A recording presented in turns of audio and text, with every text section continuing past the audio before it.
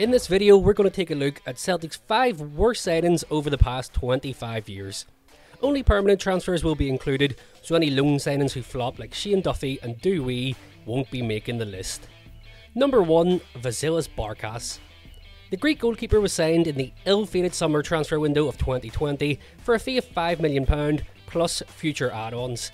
Needless to say, none of these add-ons would ever be met. After a quiet first few appearances where he had little to do except for conceding a penalty on his debut following a mix-up with Christopher Julian, it was time for Barkas to step up and be counted for with a double-header against Rangers and AC Milan in October. The Dutch goalkeeper failed to impress, and it was quickly becoming apparent that after over 10 appearances for the club, Barkas had yet to make a single save of note. He soon found himself dropped from the starting 11, with the likes of Scott Bain and Connor Hazard replacing him, and anytime he did get a start from then onwards, he looked woeful. Celtic suffered their worst defensive performance in a season for over 2 decades, and the writing was on the wall for the man signed from AEK Athens. That was until Ange Postecoglou was appointed as manager in June 2021, and it looked like this could be the spark needed to turn his Celtic career around. But it wasn't. His most infamous performance actually came in a friendly game against West Ham. Celtic lost 6-2, and Barkas' positioning when conceding goals was at times so bad that Mikel Antonio simply passed the ball into the gaping space in front of him. Ange, with few other options available prior to the arrival of Joe Hart, stuck with Barkas ahead of an important Champions League qualifier with FC Midtjylland. Barkas flopped badly at what should have been a routine set piece that led to another conceded goal. Celtic were knocked out, and by this point every Celtic fan was sick of the sight of Vasilis Barkas. Things were so bad with Barkas and nets that when Joe Hart arrived and made a few routine saves on his debut, fans roared as if Celtic had just scored a goal. Barkas was sent out on loan to Utrecht before having his contract terminated in the summer of 2023. He later went on to say, "Celtic is a huge club, but I wouldn't recommend a goalkeeper to come here." Safe to say, most Celtic fans wish he never bothered coming to the club at all. Number 2. Willo Flood. In January 2009, Celtic were neck and neck in a title race with Walter Smith's Rangers and clearly needed some firepower to complete a 4th title win on the trot. Instead, their only signing of the window was Cardiff City's Irish midfielder Willo Flood for a fee of around £150,000. Unsurprisingly, this cheapness would cost Celtic the title, and Flood would go on to have close to zero impact at the club. On loan at Tannadice when Celtic signed him, Flood was a bog-standard SPL player, not even a standout in an average Dundee United team. Some fans were bewildered by the signing, while others held out hope there could potentially be a decent player in there, but there just wasn't. Flood made his debut in a February 0-0 draw against Rangers, where even Flood himself admitted he was surprised to be making his first appearance in the game. The Irishman could be outspoken at times. His transfer to the club was a long, drawn-out process, and Flood criticised how long it was taking Celtic to complete the deal. After leaving for Middlesbrough, he said he regretted joining the club. Forgetful is a decent way to describe his time at the club, and in truth, his signing and its negative impact on Celtic's season is more of a critique of a complacent board determined to take the cheap option whenever possible. Flood made 9 appearances for Celtic before a poor spell at Middlesbrough and finished off his career in the 2nd tier of Scottish football back at Dundee United. Number 3. Magnus Hedman. The goalkeeping position was a problem at Celtic for years before the arrival of Arthur Borch in 2005. Leading up to Magnus Hedman's £2 million move from then Premier League side Coventry in the summer of 2002, Rob Douglas had failed to cement the goalkeeping position as his own. Douglas was prone to high-profile blunders and calamities. I was tempted to include Douglas on this list with the argument of including all of his costly blunders, but he did make plenty of crucial saves against the likes of Liverpool and Valencia, and if you stop the video before the UEFA Cup final, he was an important part on the road to Seville. However, as the signing of Magnus Hedman proved, Martin O'Neill never intended to feature Douglas as much as he did throughout the campaign. Hedman was Sweden's number 1 goalkeeper at the time and had just played in all 4 of their games in the 2002 World Cup. He was a fairly big name signing at the time, with fellow Swedes Henrik Larsson and Johan Mjällby already at the club. It seemed like everything was in place for Hedman to come in and make an impact. Unfortunately, he would only do so in the wrong ways.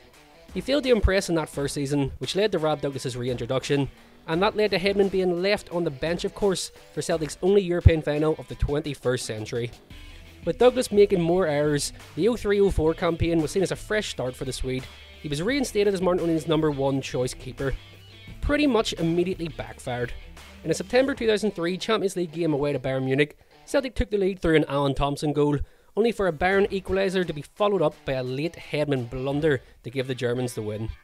Roy Mackay floated a seemingly harmless free kick into the box, only for all the defenders to miss the ball and Hedman to allow the ball to bounce past him into the net. The Swedish international never really recovered from this, and his reputation became as error and blunder prone as Douglas, but without even the redeeming occasional good save. Hedman was released on a free in 2005, having made just 36 appearances for the club. Number 4, Albion Ajeti.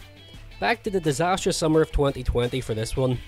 Infamously, former striker Charlie Nicholas publicly criticised Celtic's dealings in this window, which led to the club passive-aggressively mocking Nicholas with a tweet stating, "Just sitting there thinking, what a window." The first part of which was one of Champion Charlie's moronic Gillette Soccer Saturday catchphrases. However, this proved to be a rare instance where Charlie Nicholas was totally correct. Along with the already mentioned Vasilis Barkas, Swiss striker Albion Ajeti was another £5 million flop. Ajeti had built a reputation as a promising youngster at Basel, but an £8 million move to West Ham in 2019 failed to work out. The Hammers were surprised by Celtic's bid the following summer, at first negotiating for a loan move before Celtic insisted on a permanent transfer to get the deal done. Things started well, as Ajeti netted 5 goals in his first 6 league games, including a late winner on his domestic debut against Dundee United. But things went rapidly downhill from here. The nightmare season under Neil Lennon saw almost the entire squad coming out the other side looking like complete duds, but perhaps no other outfield player came out looking as terrible as Albion Ajeti. He finished the campaign with 6 goals in 31 appearances, and remember, this is a man who scored 5 in his first 6 games. Ajeti lost his place in the Swiss national team following this, something he is still yet to recover 3 years later. Any sympathy around the idea that maybe he was just a victim of the horrible COVID season was quickly put to bed following Ainho's arrival as manager. Ajeti made 17 appearances in his second season at the club, scoring just 3 goals, and this was after stating that the reason he stayed was because he wanted to show everyone what I'm actually capable of. Well, in a way, he did just that. He left on loan to the Austrian League the following year and would never play for Celtic again. On top of that, and this isn't Ajeti's own fault of course, much of the pain surrounding his signing was a case of what could have been, as Celtic were heavily linked with Ivan Toney throughout the summer before pulling out over Peterborough's asking price and instead spending the high fee on Ajeti. Again, not his fault, and in truth, Toney may not have gone on to become the player he has become had he spent a year under COVID season Neil Lennon.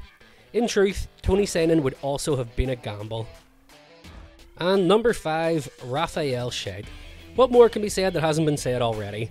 Another cursed member of the £5 million move club, Celtic signed the Brazilian in December 1999 from South America, and aged just 23 at the time, he already had 3 full international caps to his name.